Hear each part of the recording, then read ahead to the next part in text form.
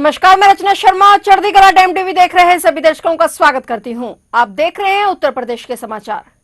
उत्तर प्रदेश विधानसभा के मानसून सत्र का आज दूसरा दिन है। योगी आदित्यनाथ सरकार ने आगामी विधानसभा चुनाव को ध्यान में रखकर आज सदन में अनुपूरक बजट पेश कर दिया है, लेकिन अनुपूरक बजट पेश होने से पहले ही समाजवादी पार्टी ने हंगामा खड़ा कर दिया और भारी हंगामे के चलते सदन की कार्रवाई 12:20 तक के लिए स्थगित कर दी गई। इस दौरान सदन के बाहर आकर समाजवादी पार्टी ने अनुपूरक बजट पर सवाल उठाए हैं। समाजवादी पार्टी ने सदन शुरू होते ही स्पीकर से राम मंदिर चंदा चोरी गबन मामले पर चर्चा की मांग की। सपा ने पेपर लीक और चंदा गबन मामले को लेकर सदन में हंगामा किया। सपा नेता शिवपाल सिंह यादव ने सप्लीमेंट्री बजट पर कहा कि हर बार लाते हैं 30% खर्च नहीं कर पाते हैं। ये सरकार चंदा चोर, चढ़ावा चोर और बजट चोर है। ये अपनी नाकामी छिपाने के लिए बजट ला रहे हैं। जबकि डिप्टी सीएम ब्रजेश पाठक ने कहा कि योगी सरकार के पूरक बजट के हर वर्ग को कुछ न कुछ बेहतर सुविधा उपलब्ध कराने की योजना है।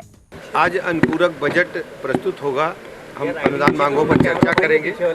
प्रदेश के डेवलपमेंट में ये माइलस्टोन साबित होगा। ये अनुपूरक जो मांग हमारी है और जो गरीब कल्याण योजनाएं हैं, जो जन जन का विश्वास है, उसको और मजबूत हम करेंगे और उत्तर प्रदेश राज्य को नंबर 1 पर लाने का काम करेंगे। समाजवादी पार्टी ब्राह्मण सम्मेलन कराने जा रही है। देखिए, समाजवादी पार्टी का वही हाल है कि एक कहावत है, 100 चूहे खा के बिल्ली हज को चली। आप समझ रहे हैं क्या होता है इसका? गले में, गांव में कहावत है, बिल्ली दूध पीने के लिए गई और गले में उसकी मटकी की जो कॉलर थी वो लटक गई। तो लोगों ने पूछा कहाँ से बिल्ली मौसी आ रही हो, तो बताया उन्होंने कि हम तो हज करके आ रहे हैं। तो चूहे भरोसा नहीं करेंगे। ये अच्छी तरह जानते हैं कि समाजवादी पार्टी के रिजीम में ही हमेशा गुंडई, अराजकता, दंगे, फसाद, सर्व समाज का अपमान, सनातन संस्कृति को ध्वस्त करना, ये वही लोग हैं। कितना भी रंग बदल लें, कोई इनको कभी माफ नहीं करेगा। राम मंदिर मामले को लेकर ये आज सरकार के खिलाफ प्रदर्शन किए हैं, नारेबाजी किए हैं, सर कैसे देखें? असल इनका भगवान राम से कोई लेना देना नहीं है। इनकी संस्कृति है, इनका जो पूरा आधार है वो मुस्लिम तुष्टीकरण है। ये केवल इस वजह से सनातन संस्कृति पर, भगवान मर्यादा पुरुषोत्तम श्री राम के मंदिर पर बनने में लगातार अवरोध उत्पन्न करते रहे। कार सेवकों पर इन्हीं की सरकारों में गोलियां चली और केवल तुष्टीकरण की पॉलिटिक्स कर रहे हैं, वोट के लिए पॉलिटिक्स कर रहे हैं और कुछ नहीं। सर, बांकीपुर विधानसभा उपचुनाव को लेकर जो नतीजे देखिए, भारतीय जनता पार्टी नेतृत्व उसका समीक्षा करेगा और आत्ममंथन करेंगे और हम फिर जीतेंगे, जनता के बीच में जाएंगे। पार्टी का कहना है कि मूल बजट भी 50% नहीं पास हो पाया है। उनसे पूछे कितना महीना हुआ है, बजट कितने दिन में खर्च करना होता, पूछो जरा उनसे। पूछो कई महीना हुआ अभी बजट पास हुए। अनुपूरक बजट हर साल लाती है और मूल बजट खर्च नहीं कर पाते। 20% से ज़्यादा बजट खर्च कर नहीं पाए। तो इन्होंने देखिए भगवान राम के मंदिर चढ़ावा को न चोरी, भगवान राम के मंदिर में चढ़ावा की चोरी की, चंदे की चोरी की और फिर इसी तरीके से ये बजट की चोरी। तो ये देखिए मूल बजट को खर्च कर नहीं पा रहे, केवल चंदा चोरी करी, चढ़ावा चोरी करी और अब बजट चोरी करने के लिए। तो ये बजट और ये सब जनता के केवल ये चोरी करते हैं। मुख्यमंत्री योगी आदित्यनाथ के मार्गदर्शन में स्वचालित मुख्यमंत्री बाल सेवा योजना माता पिता को खो चुके और असहाय परिस्थितियों में रह रहे बच्चों के लिए बड़ा सहारा है। संवेदनशील शासन और सामाजिक सुरक्षा की सोच के साथ शुरू की गई यह योजना ऐसे बच्चों को आर्थिक मदद देने के साथ उनकी शिक्षा और भविष्य को सुरक्षित करने का काम कर रही है। योगी सरकार का उद्देश्य है कि उत्तर प्रदेश में किसी भी बच्चे की पढ़ाई आर्थिक अभाव के कारण बाधित न हो। यही कारण है कि योजना के माध्यम से बचपन से लेकर उच्च शिक्षा तक आर्थिक सहायता की व्यवस्था की गई है। इस योजना को केवल बचपन तक सीमित नहीं रखा गया है। ऐसे छात्र छात्राएं जिन्होंने माता पिता दोनों उनमें से किसी एक को खो दिया है और कक्षा 12 के बाद स्नातक और डिप्लोमा पाठ्यक्रम में प्रवेश लिया है, उन्हें 18 से 23 वर्ष की आयु तक प्रतिमाह 2500 रुपए की आर्थिक सहायता भी उपलब्ध कराई जाती है। यह सहायता 23 वर्ष की आयु पूरी होने अथवा पाठ्यक्रम समाप्त होने तक जो पहले हो जारी रहती है। मुख्यमंत्री बाल सेवा योजना सामान्य का दायरा लगातार बढ़ रहा है। वर्तमान में प्रदेश के 1,09,539 बच्चे इस योजना का लाभ प्राप्त कर रहे हैं। ये आंकड़ा इस बात का प्रमाण है कि सरकार जरूरतमंद बच्चों तक योजनाओं का लाभ पहुंचाने के लिए गंभीरता और संवेदनशीलता के साथ काम कर रही है। मुख्यमंत्री योगी आदित्यनाथ के नेतृत्व में उत्तर प्रदेश सरकार ने अवैध खनन और खनिजों के अवैध परिवहन पर प्रभावी नियंत्रण के लिए आधुनिक तकनीक आधारित एकीकृत खनन निगरानी तंत्र को मजबूत किया है। इस प्रणाली के माध्यम से खनन क्षेत्रों की 24 घंटे निगरानी की जा रही है, जिससे पारदर्शिता बढ़ी है और राजस्व संरक्षण को नई मजबूती मिली है। इस शक्ति के जरिए भूतत्व और खनिकर्म विभाग को 756 करोड़ रुपए से अधिक राजस्व भी प्राप्त हुआ है। IMSS के अंतर्गत खनन क्षेत्रों की जियो फेंसिंग कैमरा युक्त बेवरेज खनिज परिवहन करने वाले वाहनों पर radio frequency identification, mine tag, विभिन्न राजमार्गों पर IoT और आर्टिफिशियल इंटेलिजेंस आधारित मानव रहित ऑटोमेटिक चेक गेट स्थापित किए गए हैं। इन सभी व्यवस्थाओं को लखनऊ स्थित कमांड सेंटर से एकीकृत किया गया है, जहां से पूरे प्रदेश की गतिविधियों की निगरानी की जाती है। इससे कार्रवाई की प्रक्रिया पहले की तुलना में अधिक तेज, पारदर्शी और प्रभावी बनी है। अब तक करीब 756 करोड़ रुपए से अधिक की वसूली भी की जा चुकी है और इससे योगी सरकार की तकनीक आधारित निगरानी व्यवस्था अवैध खनन और खनिज परिवहन पर प्रभावी नियंत्रण के साथ साथ सरकारी राजस्व बढ़ाने में भी महत्वपूर्ण भूमिका निभा रही है। गोरखपुर से डीजल लेकर बिलरियागंज थाना क्षेत्र स्थित एक पेट्रोल पंप की ओर जा रहा टैंकर जीएनपुर कोतवाली क्षेत्र के मालटारी मिर्जापुर स्थित बिजली उपकेंद्र के साथ हादसे का शिकार हो गया, जिससे बिजली के पोल पर लगा ट्रांसफार्मर भी गिर गया और इसके तुरंत बाद तेज धमाके के साथ टैंकर में भीषण आग लग गई। आग इतनी विकराल थी कि आसपास मौजूद लोग चाहकर भी टैंकर के पास नहीं जा सके। देखते देखते आग की ऊंची ऊंची लपटों ने पूरे टैंकर को अपनी चपेट में ले लिया और हादसे की सूचना मिलते ही पुलिस और दमकल विभाग की टीमें मौके पर पहुंची। आग बुझाने के लिए 6 दमकल गाड़ियों को लगाया गया। घंटों मशक्कत के बाद आग पर काबू पाया जा सका, लेकिन तब तक टैंकर पूरी तरह से जलकर नष्ट हो चुका था और इस भीषण हादसे में 3 लोगों की जिंदा जलकर मौत हो गई। हादसे के बाद मृतकों के परिवारों में कोहराम मच गया है। पुलिस ने घटनास्थल को घेर कर जांच शुरू कर दी है और हादसे के कारणों की पड़ताल जारी है।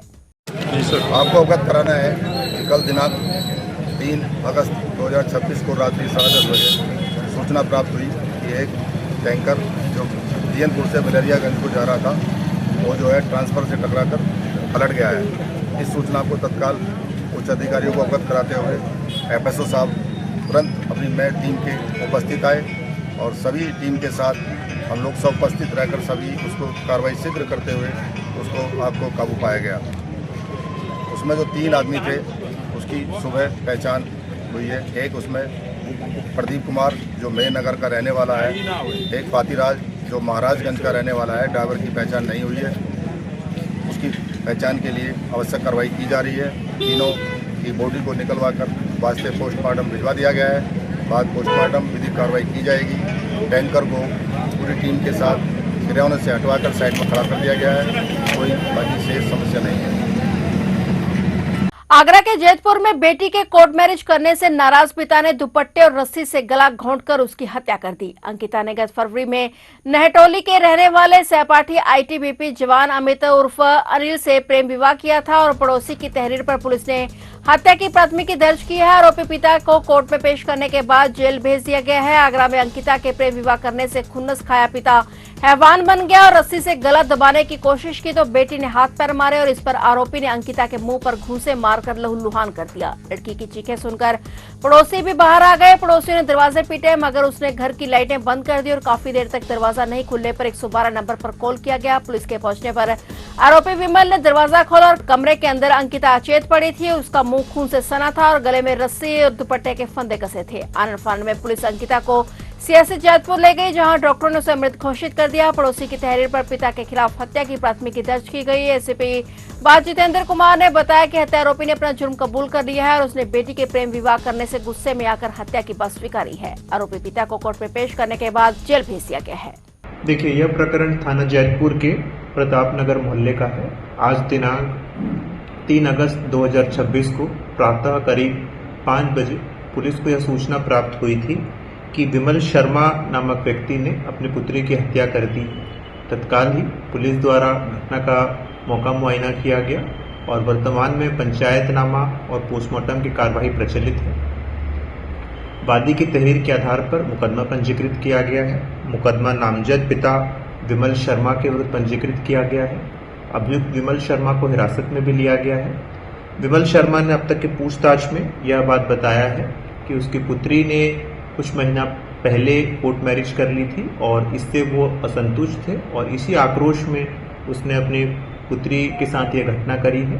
तहरीर के आधार पर मुकदमा पंजीकृत किया गया है। अग्रिम विधिक कार्रवाई इसमें प्रचलित है और इसमें यदि किसी अन्य लोगों का भी नाम प्रकाश में आएगा तो उसे विवेचना में शामिल किया जाएगा। धन्यवाद। श्रावण मास के प्रसिद्ध कांवड़ यात्रा में श्रद्धालुओं की भारी भीड़ को देखते हुए मेरठ और गाजियाबाद जिलों में शिक्षण संस्थान 12 अगस्त तक बंद रहेंगे। अधिकारियों ने यह जानकारी दी। मेरठ में जिलाधिकारी डॉक्टर वीके सिंह के आदेश के अनुसार ये अवकाश 12 अगस्त तक प्रभावी रहेगा और इसके अनुसार सोमवार से सभी स्कूल, कॉलेज, विद्यालय और तकनीकी संस्थान बंद कर दिए गए। प्रशासन ने कहा कि ये फैसला छात्रों की सुरक्षा सुनिश्चित करने और यातायात प्रबंधन को आसान बनाने के लिए लिया गया है, क्योंकि श्रावण शिवरात्रि के दौरान बड़ी संख्या में कांवड़िये जिले से गुजरते हैं। मेरठ प्रशासन के आदेश के अनुसार कक्षा 1 से 12 तक के सभी शिक्षण संस्थान 12 अगस्त तक बंद रहेंगे और इसी तरह गाजियाबाद और सहारनपुर प्रशासन ने भी नर्सरी से कक्षा 12वीं तक के सभी स्कूल के साथ कॉलेज, विश्वविद्यालय और तकनीकी संस्थानों को 4 अगस्त से 12 अगस्त तक बंद रखने के आदेश दिए हैं। एक आधिकारिक आदेश में जिला विद्यालय निरीक्षक ने कहा कि भक्तों की भारी भीड़ और छात्रों के हित में प्रशासन के निर्देश पर यह कदम उठाया गया है। दोनों जिलों के अधिकारियों ने सभी शिक्षण संस्थानों और संबंधित विभागों को आदेशों का सख्ती से पालन सुनिश्चित करने का निर्देश दिया है। उत्तर प्रदेश में सावन की शुरुआत अच्छी बारिश के साथ हुई है। सोमवार को प्रदेश के तराई, पूर्वांचल और पश्चिमी यूपी के ज्यादातर इलाकों में कहीं हल्की तो कहीं मध्यम बारिश दर्ज की गई। सीतापुर में सर्वाधिक 80.2 मिलीमीटर बारिश दर्ज हुई और इसी तरह प्रदेश के दोनों संभागों के ज्यादातर इलाकों में बारिश देखने को मिली। बारिश के असर से तापमान में गिरावट आई है। मौसम विभाग का कहना है कि मंगलवार और बुधवार को भी प्रदेश में बादलों की सक्रियता और बढ़ेगी और साथ ही बारिश का जोर भी बढ़ेगा। मंगलवार के लिए मौसम विभाग ने प्रदेश के पूर्वी और पश्चिमी संभाग के 40 जिलों में भारी बारिश का येलो अलर्ट जारी किया है। वहीं 56 जिलों में गरज चमक के साथ वज्रपात की भी आशंका जताई गई है। मौसम विभाग ने 4 से 6 अगस्त के दौरान प्रदेश के अधिकतम हिस्सों में अच्छी बारिश होने की संभावना जताई है। मौसम विभाग ने एहतियात बरतने की भी सलाह दी है। सिद्धार्थनगर जिले के भारत नेपाल सीमा क्षेत्र के भगवान गौतम बुद्ध के कपिल वस्तु स्तूप और सिद्धार्थ विश्वविद्यालय को जोड़ने वाले अत्यंत महत्वपूर्ण मार्ग का साउथ कॉरिडोर के तहत 4 लेन चौड़ीकरण और शुद्धिकरण कार्य स्वीकृत हो गया है। यह जानकारी स्थानीय सांसद जगदम्बिका पाल प्रेस कॉन्फ्रेंस के माध्यम से देते हुए बताया कि सिद्धार्थनगर जिले में वित्तीय वर्ष 2025-26 में स्वीकृत नॉर्थ साउथ कॉरिडोर के विकास को लेकर बडरपुर पिपरहरवा मार्ग का 4 लेन में चौड़ीकरण और शुद्धिकरण का कार्य जल्द ही शुरू होगा और करीब 10 किलोमीटर लंबे इस मार्ग के लिए 261 करोड़ से अधिक रुपए स्वीकृत हो गए हैं। उन्होंने कहा कि इस कार्य के लिए भूमि अधिग्रहण का कार्य शुरू हो गया है। तथागत गौतम बुद्ध की जन्मस्थली और जहां 29 वर्ष तक गौतम बुद्ध के पहले सिद्धार्थ राजकुमार के रूप में राजा शुद्धोधन के इस महल में रहे, आज उत्तर प्रदेश की सरकार ने उस कपिल वस्तु के पिपरहवा के विकास के लिए नॉर्थ साउथ कॉरिडोर जोड़ने का निर्णय लिया है और उस नॉर्थ साउथ कॉरिडोर के लिए 261.49 करोड़ 261.49 करोड़ लिया है, जिसके लिए 9.40 किलोमीटर 4 लेन बनेगी बर्डपुर से नेपाल की सीमा। इस पे न केवल पिपरहवा कपिल वस्तु भी स्थित है, इसी पे पूरे इस पूर्वांचल का एक महत्वपूर्ण हमारा गौतम बुद्ध के नाम से सिद्धार्थ विश्वविद्यालय भी स्टेट विश्वविद्यालय है। तो वहाँ भी बलरामपुर हो, बस्ती हो, संत कबीर नगर हो या विश्वविद्यालय में व्याख्यान हो, वहाँ जो लोग आते विद्यार्थी हो, अभिभावक हो, 4 लेन की सुविधा जुड़ेगा और ये नॉर्थ साउथ कॉरिडोर। इसमें भूमि की अधिग्रहण की भी जरूरत पड़ेगी।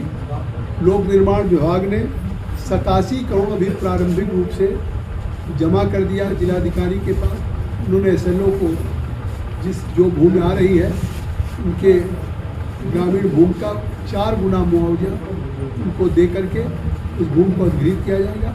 और पैसे की जरूरत होगी तो जितने की उसमें भूमि का पैसा उसमें दिया गया है, और जब भूमि अधिग्रहण जैसे हो जाएगा वैसे ये भगवान गौतम बुद्ध की करुणा, ममता, शांति, अहिंसा, मानवता, समरसता का संदेश देने वाला ये कपिल वस्तु पूरे विश्व के गौतम बुद्ध के जो बौद्ध भिक्षु हैं, बौद्ध धर्म के मानने वाले लोग हैं या बौद्ध से जुड़े हुए पर्यटक हैं, उनको आने में। तो आप देख रहे थे उत्तर प्रदेश के समाचार और नए समाचारों के साथ फिर से हाजिर होंगे। तब तक के लिए देखते रहिए चढ़ती कला टाइम टीवी।